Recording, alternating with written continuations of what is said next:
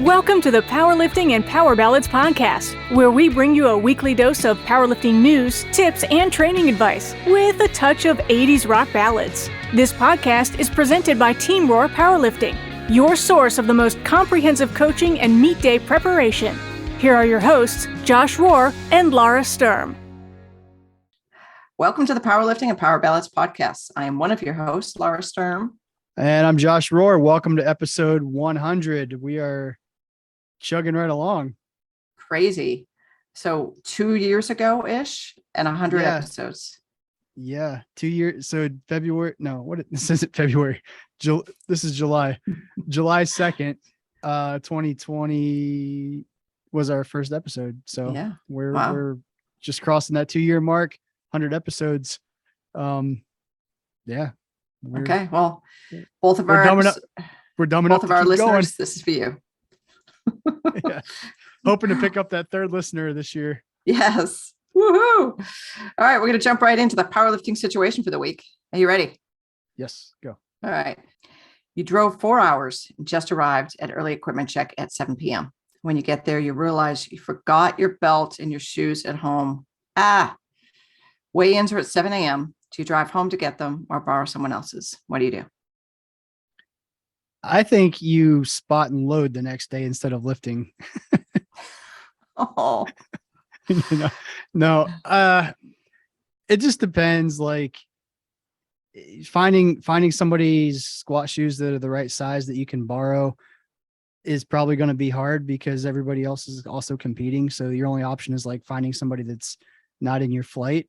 But even then, if they're warming up when you're on the platform, it's going to be hard. I mean, if it's 3 flights, you might catch it just right, potentially. But then you might be warming up without shoes. I don't know. I probably call people back home and see if there's anybody that can drive it up. But, because the fact that you got to drive home and then all the way back is a lot. But at the end of the day, that seems like it's on you. So, I wouldn't expect anybody to drive it. I would probably expect to drive home and get it. But that was a real big oversight on this person's part. Like they should know better. Oh, this really happened? No, maybe. Okay. I'm sure it's happened somewhere. Okay. So a lot of times you base your powerlifting situations off of something that actually you witnessed. So some of these are like my dreams, like my nightmares.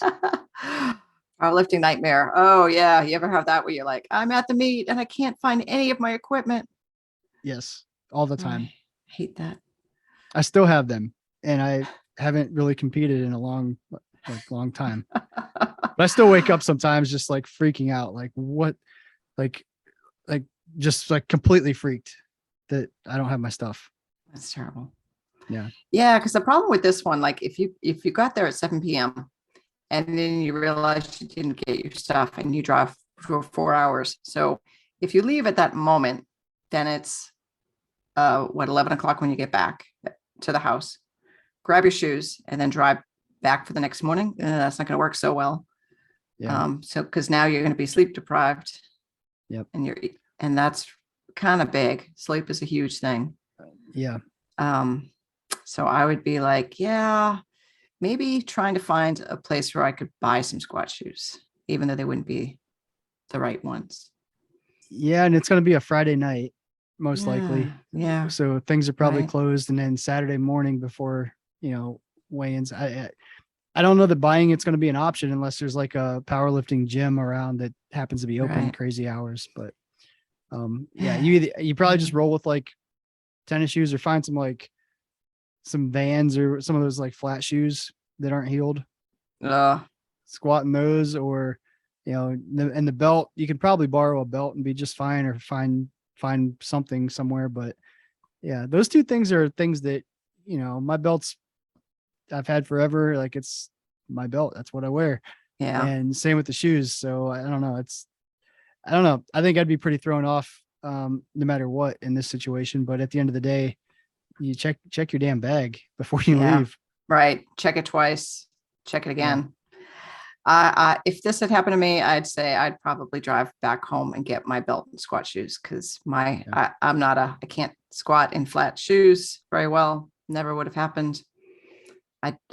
There's a reason I use squat shoes And my belt is like, my belt. Yeah. So yeah, be screwed. Don't let that happen to you. Yeah. Don't let it happen to you. I think I'd probably do the same. I'd probably drive back. I would first try to get somebody to drive it up for me. But I think there's a good chance I'm driving back and doing a round trip. So yeah, I mean, we can have a whole podcast just on like awful things that have happened before meet that you have to deal with. yeah. Yeah. Yeah. I mean, some of the stories that you told about nationals this year were kind of right there. Did I ever tell you the story about the time I had to go to the emergency room the night before I lifted? Oh God, no. No, I never. Oh man, story time. We haven't done story time in a while. Story time with Josh Rohr. So I swear I told you this story. Maybe not. Maybe not on the podcast anyway. It was Collegiate Nationals 2006. It was my last collegiates, but I was on my way down or up. I can't remember one of the way, but like it was evening time. So I was going to bed soon and the elevator got stuck. And I was in there with a couple other people on our team from Ashland, where I went to school. And the elevator got stuck and we're just like, I'm just like, perfect. I got to weigh in at like 6 a.m. This is exactly what I want to be doing right now. Well, the maintenance guy came and he's like, "Oh, don't worry. I'll get you guys out of there." And this is, right away that it happened. Fast forward 30 minutes later, he's still messing with stuff. And he finally just gets frustrated because he can't get the doors open. It'll only open 6 inches and none of us can fit through there. So he pulls out bolt cutters and cuts the cable that holds that he thinks is holding the doors shut. And when he cuts it, a piece of cable flies and hits me in the eye. And like, I can't see anything out of it. It's like very irritated. But it also doesn't open the door. So now I'm stuck in an elevator the night before I lift with a piece of cable in my eye and I can't see anything. Both of my eyes are watering because, the one was fine, but both eyes will tend to water when something's in one of them real bad. So the guy can't get it open. So apparently they didn't call the fire department because this guy thought he could open it. So they call the fire department at this point. I'm just like sitting there, like bawling my eyes out, trying to get stuff out of my eye.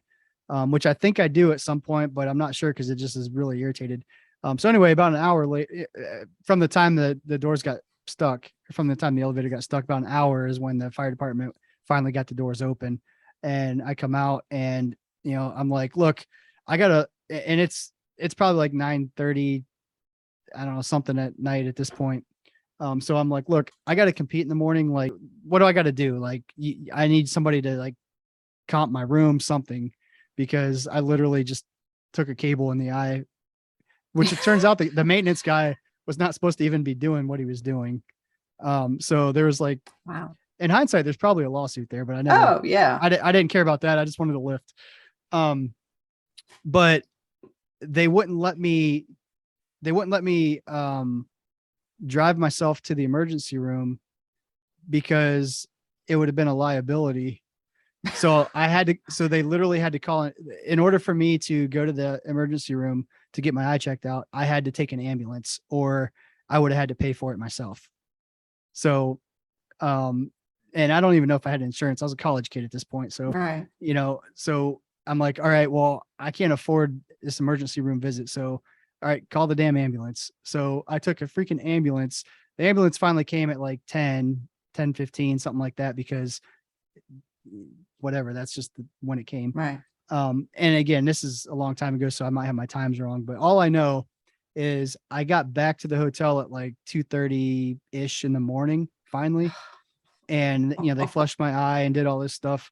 So I go to bed and then woke up for weigh-ins and everything. But that was my stuck in an elevator story. Stuck in an elevator and getting poked in the eye. Yeah.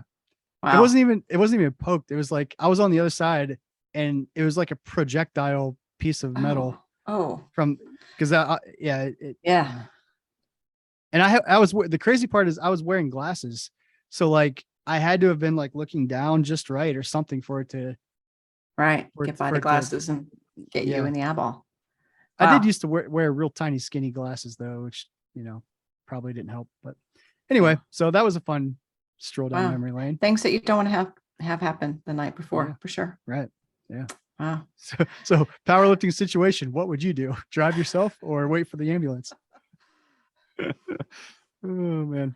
That's crazy. Yeah, it was a mess. All right. So what's going on in the world of powerlifting? Well, so we are up and running in, I want to say 9 different countries right now, but there are currently 3 countries that have USA powerlifting sanctioned meets on the calendar for 2022. The biggest one being Australia. They currently have 9. They just had one this past weekend, was their very first one. And they actually have, 7 others. And then they have Australian Nationals and the Australian International Open, December 3rd and 4th, 2022. So, that's a pretty exciting, amount of meets that Australia has. I'm pretty excited about that. And when USA Powerlifting put out the announcement, they also said that pro cards are going to be given out to the top 2 male and females in each weight category. So that's pretty exciting. And there's been a lot of people like kind of, I don't know if shitting on that is the right word, but kind of that, saying that, why are we giving out pro cards, blah, blah, blah. Are there any standards anymore? Like, what's the point? Blah, blah, blah. Well, the idea is, yeah, there's going to be standards still, but there's also, pro cards are required to compete in pro events in the US. So the idea being like, we can now integrate these other countries that are, establishing themselves into our pro series. And, part of it, maybe it's on me because we haven't released that plan to everybody. So they just think that we're, randomly doing shit all over the place, which I get that, but there is a plan in place. It will be revealed soon, and it makes a lot of sense. So very cool. That's all I have to say about that. Okay, Forrest Gump. Yeah.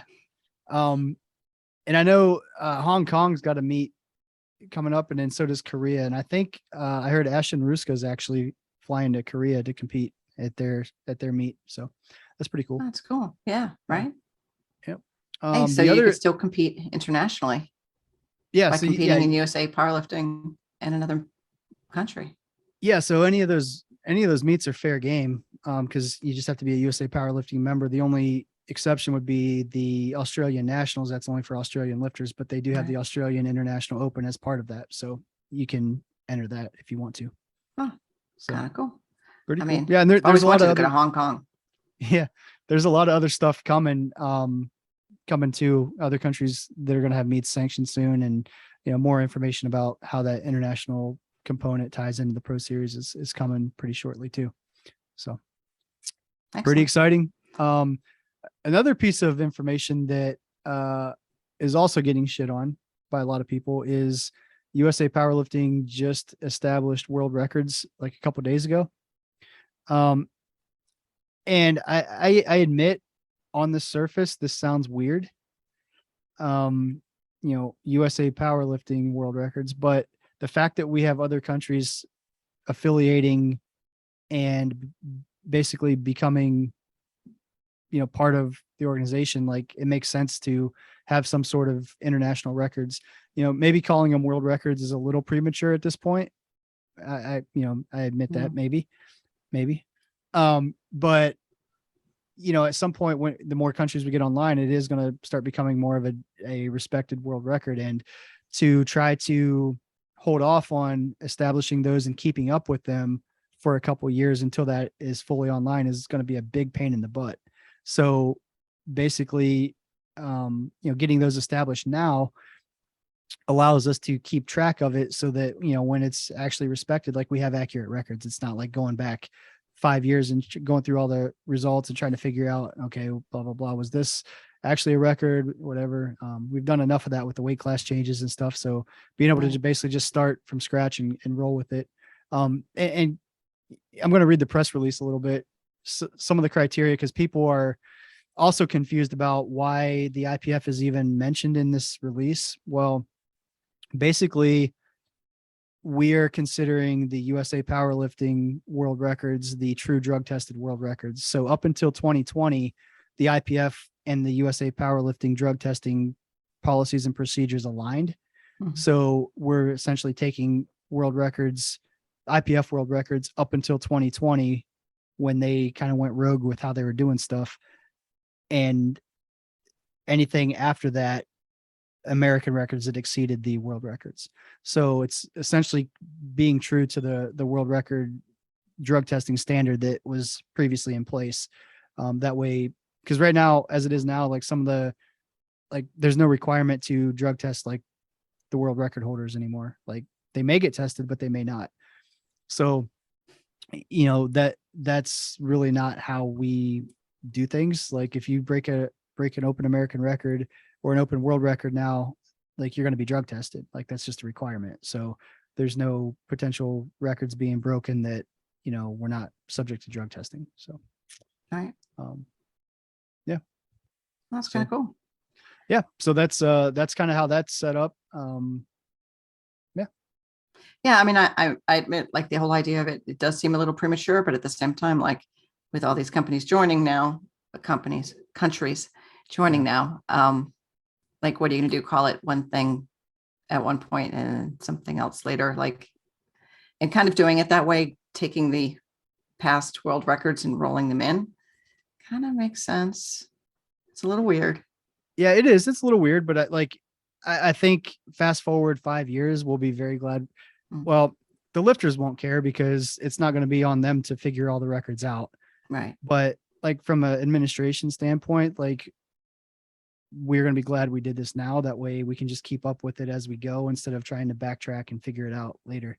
Right. So yeah, I don't know. Cool. I think it's weird, a little bit weird right now, but I think it has a purpose. Yeah. And I think, and I think it'll be, more understood as things get integrated, more countries come online. It's going to make, it's going to be more of a necessity. At this point, is it a necessity? Probably not, but I think that's not too far away. All right. So, well, cool. Yeah. I want to move on to our new song tournament. Let's do it. Yep. So our top 5 TV show intros, we have 19 people. All right. Not bad. Dang. So you're saying we have more than 2 listeners? Yes. Well, 2 of them are us. So 17. Okay. At least. And the other thing is, I don't know how many people are truly listeners because we posted it on social media to submit it. So they may or may not have actually listened. It may have just been something they saw on social media, but regardless. So this week we'll reveal everybody's number 5 song. Next week will be number 4, etc. So I'll start. The first person, their number 5 is Wade Johnson, and he put Pee-wee's Playhouse, and his reasoning is don't act like you don't know. I don't. I'd like to act like I don't know, but I really don't actually. So, because I can't say that I know Pee-wee's Playhouse theme song. Anyway, so this one's just from Cameron Barlow. He didn't put his last name, but I know who he is. Okay, well, as long as you know. True Blood, and his reasoning is Bad Things, Jace Everett. Enough said, I guess. Yeah, I'm assuming that's the song. I've never seen True Blood. We're the worst to do this. Hope was making fun of me the other day about this because like we're talking about all this stuff. She's like, I need to be on that and to basically provide any sort of information because you are terrible. That's basically what she said. Anyway, our next one, Joe House. He has Laverne and Shirley. It was a hit song for a female singer named Greco. I love that theme song. Yeah. So I'm with you, Joe. Don Dawson had Welcome Back, Cotter. Welcome back. Says this song directly connects me to the show in the decade. Next one, we had Gary Jacobs. He had WKRP in Cincinnati. Sounds perfect coming out of an AM transistor radio. Probably true. I don't have an AM. Yeah. But I do love that song. Chris Peterson had The Simpsons because it's an iconic show that has spanned my entire lifetime. Wow. Really, you're that young? Okay. I'm sorry. With a seemingly new intro, either with music changes or different theme. Next one is Stacey Metcalf. Her number 5 song or intro song is Stranger Things. Very new show, but when you hear it, you know what it is. I can't argue that. I think I know that almost made my list. Yeah. It there's a couple songs, a couple shows that as I'm going down through this, like I had a few misses, I think, but I can't even so, I can't argue to take any of the ones I have off. So maybe my list is great. We'll see about that. All right. Kenya Calderon. Am I saying that right? I don't know. Kenya. Had SpongeBob SquarePants. She said, I don't know who doesn't recognize this intro song based on instrumental alone. Agreed. I would not recognize it, most likely. I don't know that I've ever seen Hope's SpongeBob right. SquarePants. Hope's right. I'm fired. You're no longer a host. Get Exactly. out of here. Andrew Cargill said season 3 Attack on Titan. Reasoning, beautiful. Can't speak to that either. Yeah, can't. Don't know. Eric Cordero. Am I saying that right? Cordero. Peter Gunn. This is his song. I don't know that one. Or is that the show? Song by Henry Mancini might be the only TV song where the music was covered by rock musicians or turned into a different song. Dwayne Eddy was the first to put it on a rock album. The B-52s used the debut album Planet Claire. Huh. Interesting. See, I like cool. When people explain stuff in a little more detail like that. Yeah, when there's a cool little thing. Cindy Yeager, her number 5 is Thank You for Being a Friend, Golden Girls. Great choice there. Her reasoning or explanation, she says, dare you to not vote for Betty White. True story. Who doesn't love Betty White? Amy Hutchison had Life Goes On. She said, I know this is slightly niche, but this earworm is the first one I thought of, technically Beatles, but sung by the cast. Obla-dee, obla-da. Is that the one?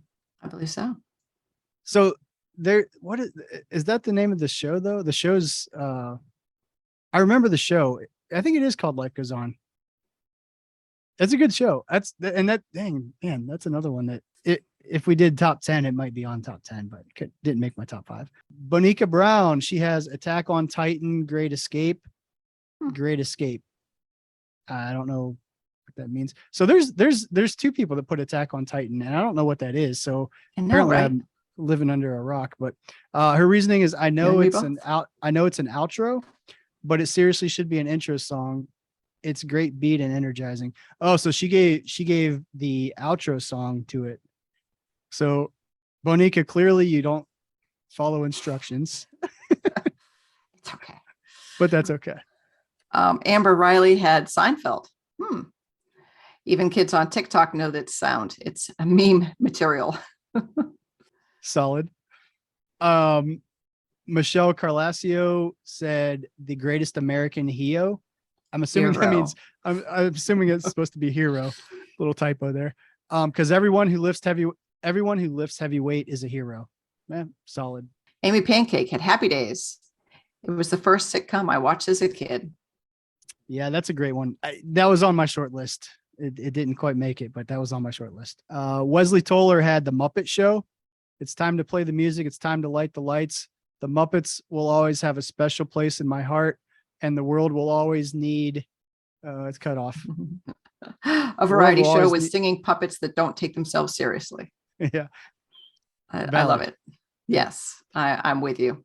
I do miss the Muppets. So Josh Rohr. All right. So I like Amber Riley also had Seinfeld, and this is the one that went a little bit off the reservation a little bit, because my personal criteria for the songs was something that I could listen to while I'm lifting. But to me, Seinfeld is so iconic, and that whatever intro that they do in the beginning, it's always it's hard not to get excited when you hear it, and instantly you're about to laugh. So anytime I hear that, or even if it's something that reminds me of that, I'm instantly in a good mood. So even though I can't lift to that per se, that was the exception. And I'm sure I was skewed a little bit by the fact that it's such a great show and I love that show so much. But it's on my number 5. Now, the rest of mine are true epic lifting songs as well, but Seinfeld made the list. I'm really looking forward to this list then. So mine was the theme song from MASH. just because it's so recognizable, it's so iconic. And all of mine kind of helped. My threshold was like, if it came on the radio, would I turn it off? And because there's some that is like, that's a cute theme song, but I probably won't listen to it. MASH, I actually would listen to, because more of it's a time transport back to when that show was on, and the last episode, which is cool. Yeah. I had a couple of tiebreakers I had to come up with for myself. So what one of them, and I'm not going to say what they are, but one of them was both songs were like equal in my head. So I had to go and watch like the intro video and piece the video with the music. And that was the tiebreaker. Dang. That's taking it seriously. Yeah. Even though I haven't done any research and looked at anybody else's stuff to be educated about anything. So everybody that is participating, they do the winner of the tournament. Everybody's going to be entered into a tournament. Lifters vote on social media. It doesn't have to be lifters, can be anybody. But basically whoever wins the tournament gets $50, a $50 gift card from our tournament sponsor, 110%. So definitely check them out. In the meantime, we got probably a good eight week period to get through all the tournament and all the revealing of the songs before that concludes. But that's who we're going to be hyping up for the next 8 weeks or so. 110%. So check them out. All right. Now I'm going to have to do some research and listen to some songs, because this one was a little tricky, right? It wasn't like a lot of our other top five lists were like, didn't require a lot of, I don't know, research. They were just kind of there, top of mind. This one was a little bit harder. Yeah. So the new lifter tip: double check what flight you're in after weigh-ins close, because based on other lifters missing weight, it could affect what flight you're in. Double check so you make sure to warm up at the correct time. Agree or disagree? Agree. And as you're reading this, I think we may have already used this one before. It sounds familiar. Well, it's really true. You should really. It is. Yeah, because I have seen this happen. I mean, I've been that meet director where something changed, and we're trying to make sure we tell all of our lifters, like, hey, you're in flight C now instead of flight D. And boy, if you don't get that message, it's a bad day. Yeah. And as the meet director, I felt horrible when someone didn't get the message, but there's only so much you can do. Yeah. And I think the assumption for a lot of lifters too is, well, I made weight and I was already told what flight I'm in, so of course I'm going to be in the same flight.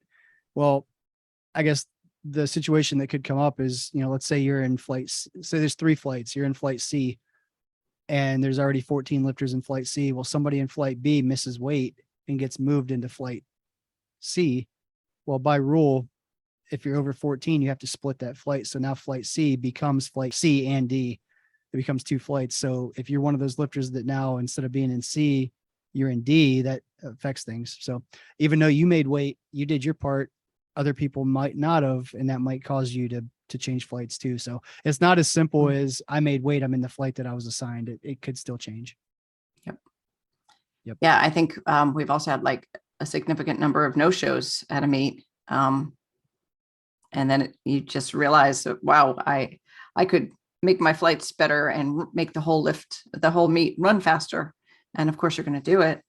And because a better meet's still a better meet, but it can affect people. And yeah, you have some drop, like you had an original, flight A had 7, flight B had 8, and you have 2 lifters in flight A not show and 3 lifters in flight B not show. Now you got a flight of 5 and a flight of 6. Well, combine it for a flight of 11, then you got flight A and flight B, which C would now become B. And so it changes everything around, but it makes it more efficient for the lifters too. Yeah. Well, and I remember being a new lifter and being like, what the hell are flights? Yeah. What are you talking about? Like, there's that in terminology too. Like, we forget sometimes that, even the concept of flights is like, for new lifters, is like, okay, it's the group of lifters you're lifting with. Yeah. And there can only be so many in a flight. And you want to make sure you know how many people are also in your flight, just so you can kind of time your lifts well and your warm-ups and make sure when you're ready to go. Absolutely. All right. Well, I think that wraps up episode 100. Thank you guys for listening and following us all this time. Hopefully we're getting a little bit better, but I'm not sure. We'll do us. Do better, Josh. Yeah. So cool. Next week will be number 4. Don't forget to follow us on Instagram at PL Ballads Podcast. That is where the voting will take place in a few weeks once we get everybody's list revealed and get the tournament bracket set up. If you have any questions, comments, concerns, feel free to shoot us an email at plballadspodcast@gmail.com. We'll see you next week for episode 101. Bye now. Thank you so much for listening. If you enjoyed today's episode of the Powerlifting and Power Ballads podcast, please remember to subscribe and share it with your friends.